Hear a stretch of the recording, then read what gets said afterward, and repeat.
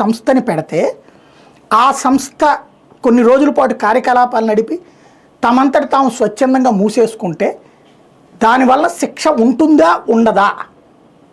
అంటే తెలిసి తప్పు చేసి నేరం చేసి లేదా తెలియక తప్పు చేశామని చెప్తే దాని కింద వదిలేయచ్చా?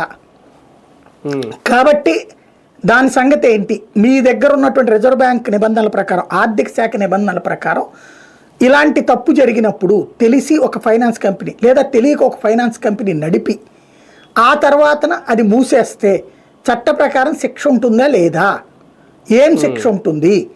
మీ నిబంధన ఏంటో చెప్పండి అని వీళ్ళు అడిగారు కోర్టుని. కోర్టు వీళ్ళని అడిగింది.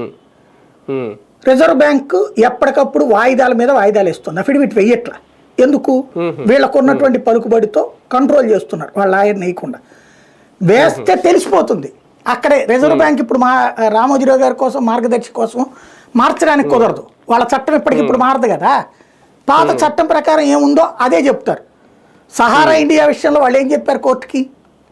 సహారా ఇండియా కూడా డబ్బులు బోల్డ్ ఉంది, ఆస్తులు కుప్పలు తెప్పలు ఉన్నాయి వాళ్ళ దగ్గర. అగ్రిగోల్డ్ విషయంలో ఏం చెప్పారు కోర్టుకి? వాళ్ళ దగ్గర కోట్ల డబ్బులు ఉన్నాయి.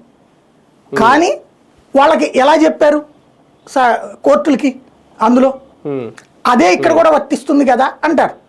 వీళ్ళు ఏమంటారు? మా సంస్థ మూతపడలేదు కదా, ఆ సంస్థలు మా సంస్థలు మిగతా అన్నీ బాగానే ఉన్నాయి కదా అంటారు. వాళ్ళు ఏమంటారు? ఆ సంస్థలు కూడా అరెస్ట్